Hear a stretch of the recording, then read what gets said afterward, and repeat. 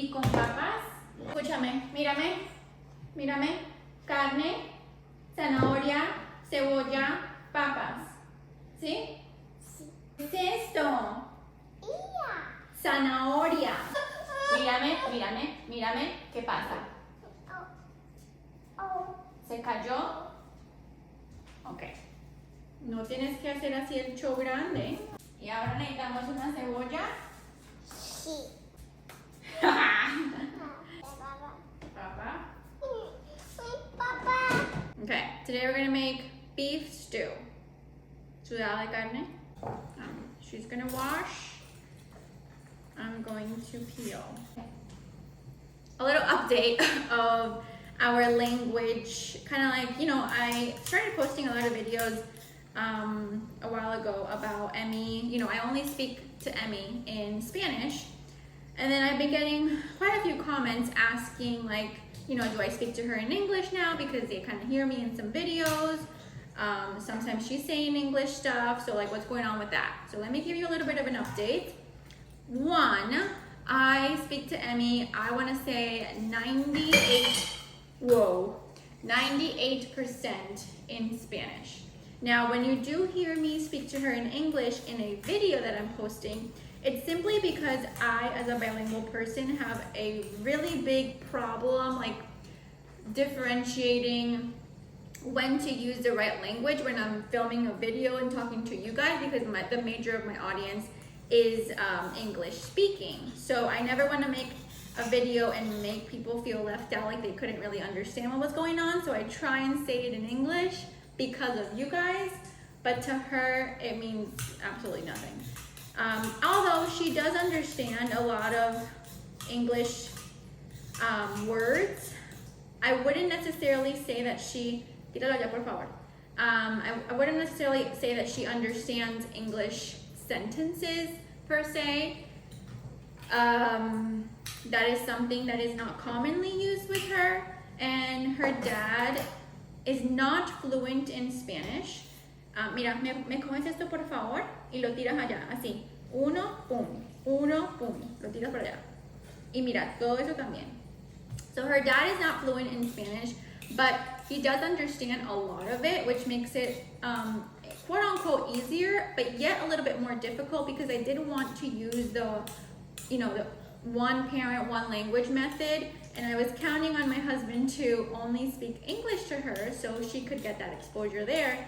But it didn't work out that way, because, I mean, it's not working out that way. Of course, it can change any moment, but he speaks to her mostly in Spanish, because he's able to kind of put those words together and now feels more confident that we are all speaking Spanish to kind of chime in, when before, when it was just us two, it was a little bit more challenging for him to, you know, to do that. So the tricky part now is that now I'm no longer teaching, I'm kind of teaching a little bit more complex concepts, which means, you know, like letters, sounds, colors, numbers.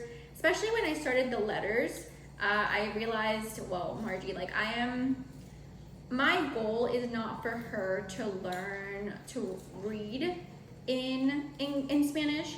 Obviously, she lives in a culture where English is the dominant language, and she is going to need to go to school, whether it's homeschool or a, you know, brick and mortar school. It's going to be in English. So I really decided, I thought that it was for the best of her interest that certain topics, skills, they're going to be taught by me only in English. So letters, for example, only in English. It doesn't make sense to me, and this is a personal choice, obviously, to spend a lot of time teaching the letters in Spanish where she's not really going to use them to be, you know, it's just not, I would rather her learn the English alphabet and the sounds and the phonics and all that with what she's actually going to use as she grows older. Numbers and colors are a little bit different. They're a lot easier to teach in both languages, so we are doing both in those. And then trying to find the balance of, yes, I am her mom, which speak to her pretty much all day in Spanish, but also if I do end up homeschooling her, trying to make that switch of, okay, certain things are only going to be taught in English now, which is something I'm still navigating. You know, I don't know what's going to happen in our future, so we'll see. But as far as right now, I believe that her first language is Spanish, and she does have a better grasp of that language as of now. She's 20 months old. Most of her words are in Spanish. She does have some English vocabulary that she does use like in spoken form. And I find that she chooses the words that are shorter and easier to pronounce in English versus the Spanish one. So Spanish is a much more difficult language just in general to learn than like compared to English. We have a lot more sound, a lot of more tongue movements, a lot of more expression, and the words tend to be longer, lots of adjectives, he, she, like it's just a lot of complicated things. More papas, yeah. Well, thank you. That's a good example right there. She'll prefer to say papa instead of saying potato because potato is too long, too many syllables. She'll prefer to say papa in Spanish. Cógelo, cógelo. And the other way around, like if I am saying, if she wants to go up, in English, obviously it's up, but in Spanish it's arriba. It's longer than the word up. So she'll prefer to say up and down instead of arriba and abajo. It's just her preference. I do try. Señora. Ahorita viene Dada y comemos todo, ¿cierto? Lávame, ponga eso por allá, por favor. So we're just like in the learning process as she's speaking more, she's being more vocal. I'm noticing that, yes, she has a combination of English and words mixed in her vocabulary that she likes to use in her spoken language. And as she gets older, we'll fine tune some things, and hopefully that the point is that she does know that mommy only speaks Spanish, and that's just how it's gonna be. And that dad is gonna have a mixture of both. I don't know. And then obviously we don't use screen time that often, but when she does get the opportunity to watch, it's like Miss Rachel and it's all in English. So that's where she'll get it. And then her toddler classes, her dance classes are all, you know, English based. The teachers speak in English there, her library class, and that's where she'll get the exposure of the other language. Anyway, that's the update. That was a long update. Yeah, baba. Ok, vamos a cortar esto y lo echamos en la olla. Mira, aceite. ¿Me das la manito, por favor? Manito. Ok, ¿me ayudas? Here we go. 1, 2. Uf, la papa está dura. 1, 2, 3. Ok, cuidado con la manito. Ready? 1, 2. Duro, duro, duro, duro. Eso. Otra vez. I do find myself sometimes just saying some words completely in English, and I do have to catch myself. Like the good job. I have to work on that. A ver. But I really think it stems from the... acá. Ponlo acá. I really think it stems from... Y mira, ponme eso también. From the fact that I know that I'm recording myself, and that I know that the people that are watching me, like you guys, mainly speak in English. So that really... Espera, yo la corto. Estas las chiquitas, por favor. And Spanish is something that comes very naturally to me. I don't have to think about speaking to her in Spanish.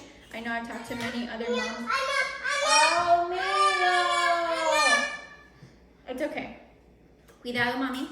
I know I've talked to other moms that want their children to be bilingual, and some moms, you know, struggle with the fact that speaking in Spanish isn't natural to them. It causes them to overthink, to pause, and that's a little bit more challenging. My first language was, or is Spanish, and I feel very comfortable using that language.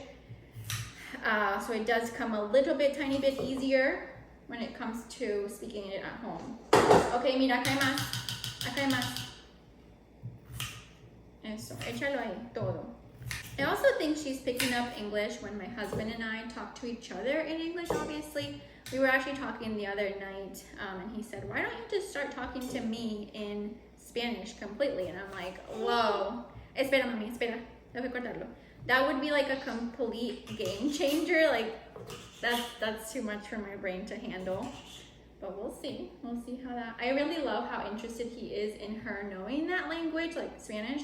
It's very important to both of us that she is bilingual. We know the benefits of it. I know he wishes that he could be a lot more fluent in Spanish. And then just like immersing in our culture as well, because she is half Colombian. She has to be. She loves being involved. I really think that involving your child in your everyday activities can really increase their attention span.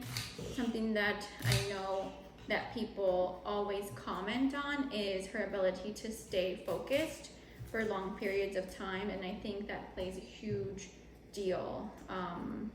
Just doing things that are interesting to her, keeping her not overstimulated by toys and stuff around the house, I think is very important. She's just, I feel like she's like an older person trapped in a 1-year-old's body. Mira, acá hay más, acá. Echamos más. Dale, échalo ahí en la olla, por favor. Y mira, esto también. Gracias. Alright, so we are done here. Falta este, mami. Now we're gonna add the meat. Vamos a echarle la carnita. I had this defrosting like for a couple hours, but you can also put it in there frozen. It's still a little frozen, but it's okay. Whoa. Now, you can just put it all in there, but for the sense of her entertainment, we're gonna break it apart so she can put it one by one. Muy bien, Emilia, ¿puedes contar? 1, 2, o en inglés. 1, 2, 3, 4, cuenta. 5,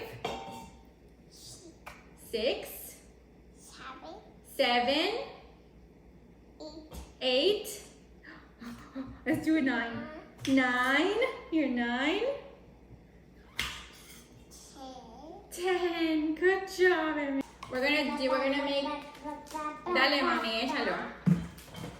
We're gonna make another one. Add more carne, more meat, because we're gonna eat this for lunch and for dinner. Work smarter, not harder. Wow, Amy, you're so good. You see, I'm like, I want you to understand what I'm telling her, but Amy, lo hiciste muy bien. Okay, ahora vamos a echarle agüita. Échale agüita, por favor. Good job. A ver, otro. Dale. Okay, you almost dumped that on yourself. Otra, por favor. Dale. Pero para ese lado. Eso. Para ese lado. Good job. Okay. A ver, yo veo si necesita más. No. Creo que le echamos mucho, Emilia. Esto es salecita. Ok. A ver. Sí, tú le quieres echar. Pero, mírame. Mami primero. Y después Emi. ¿Ok? Mira con los ojos. 1, 2, 3. 1, 2, 3. Dale tú. Dale tú. Dale. Ahí adentro, por favor. 1, 2, 3. 1, 2, 3. 1, 2, 3. Mira la mami. 1, 2, 3. ¿Tú? A ver, échalo ahí. Dale. 1, 2, 3. 1, 2, 3. La mami. Mira la mami, ¿ok? Mira la mami. 1, 2, 3. 1, 2, 3. Emi, ok, dale. Dale. 1, 2, 3. 1, 2, 3. Muy bien, dale otra vez. Eso. Mírame. Una vez más y no más, ¿ok? Ok, una vez más. Dale, muéstrame cómo le echas. Dale, acá. Ok, mami dijo que una vez más y no más. All right. thank you, gracias. Good job. Avoid the meltdown. Ayúdame a revolverlo. Sí. A ver, vamos a revolverlo. Cógelo así. Eso, muy bien. Acá, mira, el agua hay que meter la carne así para que el agua quede rico. El tenedor ahí, no, aquí, allá. El tenedor allá. Muy bien. Ahora, vamos a que esto se cocine. ¿Quieres presionar el botón? Sí. ¿Sí? Ok. A ver, deja eso ahí, deja eso ahí. Gracias. ¿Por qué no nos lavamos las manos primero? ¿Ok? Con este. Y ayúdame con este. Good job.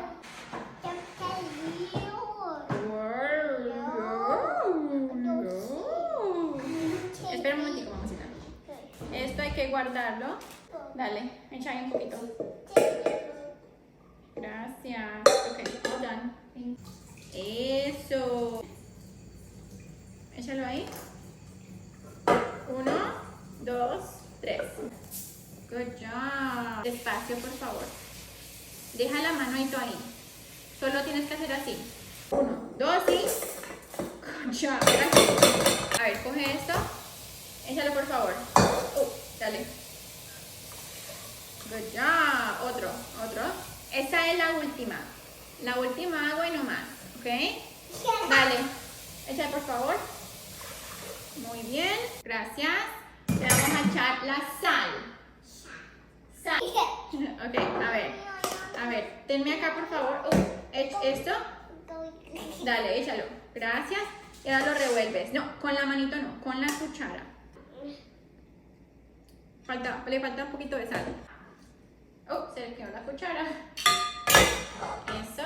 Y ahora lo vamos a presionar allá para que diga all done. Diga all done. Ahora tenemos que hacer clean up. Tenemos que limpiar todo esto porque está muy sucio. Esto va, diga chao, chao, sal. Diga chao, chao, sal y pimienta y sal y ajo. Sí. ¿Me lo botas por favor aquí? Eso no se come. Eso es basura. Acá. Gracias. Gracias. Oh, I can't wait till you can watch this. That was fun.